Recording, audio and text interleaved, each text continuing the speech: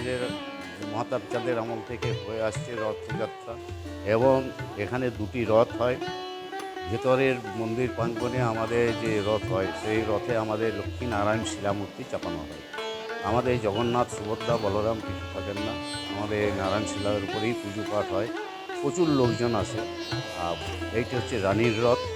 আর আমাদের বাইরে কাঁঠালতলায় একটি রথ হয় মন্দির প্রাঙ্গণের মধ্যে, সেই রথটি হচ্ছে রাজার রথ এবং ওখানে আমাদের রাধা দুলাল গোপালকে চাপানো হয়।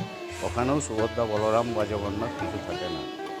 আর এখানে মেলাও বসে ভালো এবং এখনও পর্যন্ত মেলা বসে, ভালোই মেলা বসে। আর আগে আমাদের এখানে জাঁকজমক সহকারে ভোগ বিতরণ করা হতো দুপুরবেলায়, কিন্তু সেটা এখন বন্ধ হয়ে যায়। এখন আমাদের সন্ধ্যাবেলায় লুচি আর মালপোয়া ভোগ দেওয়া হয় ঠাকুরকে।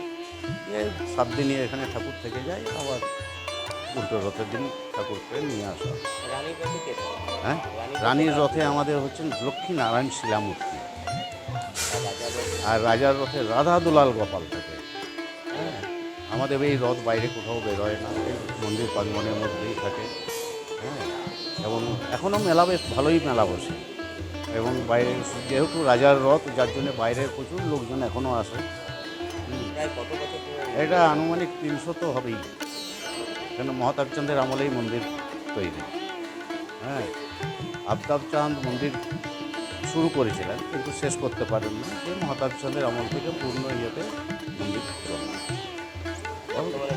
বর্তমানে যিনি রাজা ছিলেন আমাদের মহারাজ কুমার ডক্টর কনৈচাঁদ মহাতাব, উনিও মারা গেলেন এই রিসেন্ট, যার জন্যে একটু আমাদের খুব অসুবিধায় পড়েছি, কিছু করার নাই। তবে রথযাত্রা যেমন হয় সেরকমই আমাদের হচ্ছে। আমার নাম উত্তম মিশ্র, আমি মন্দিরের প্রধান পুরোহিত এবং আমার আরেকজন সহকারী পুজোরী আছেন সুমন কিশোর মিশ্র।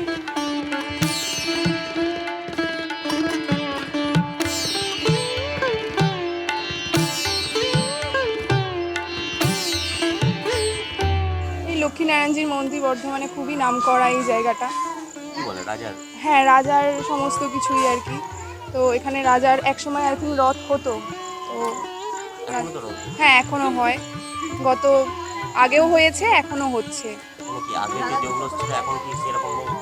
হ্যাঁ আছে, তখন রাজরাজাদের আমলে যেটা হতো সেটা এখন একটু চেঞ্জ হয়ে এখন হয়তো তখনকারটা তো দেখিনি, তো এখন আমরা জন্ম থেকে যেরকম দেখছি সেরকমই এখনো আছে, ছোটো থেকেই আসা হয়। আশা হয়। হ্যাঁ, খুবই ভালো লাগছে এসে।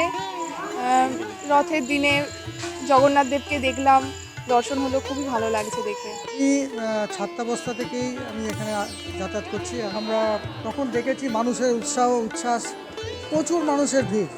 সেই সকালবেলায় চলে আসতাম রথের দড়ি টানতে, তো সেখানে মানে দড়ি ছোঁয়া যেত না, এত ভিড়। তো এখন তার জৌলুস কিছুটা কমেছে, কালের নিয়মে বা অন্য কারণে, কিন্তু ঐতিহ্যবাহী যে বিষয়টা, বর্ধমানের একটা ঐতিহ্যবাহী মন্দির, রাজ পরিবারের তৈরি করা একটা মন্দির এবং তাদের সরাসরি সহযোগিতা দিয়ে তাদের আনুকূল্যে তো চলছে এটা, তো যার ফলে সেই একটা ঐতিহ্যবাহী বিষয় ধারাবাহিকতা সেটা কিন্তু এখনও আছে এবং আমরা প্রতি বছরই আসি। এখন আমার মেয়েদের নিয়েও আসি, ভালো লাগে এখানে আসতে।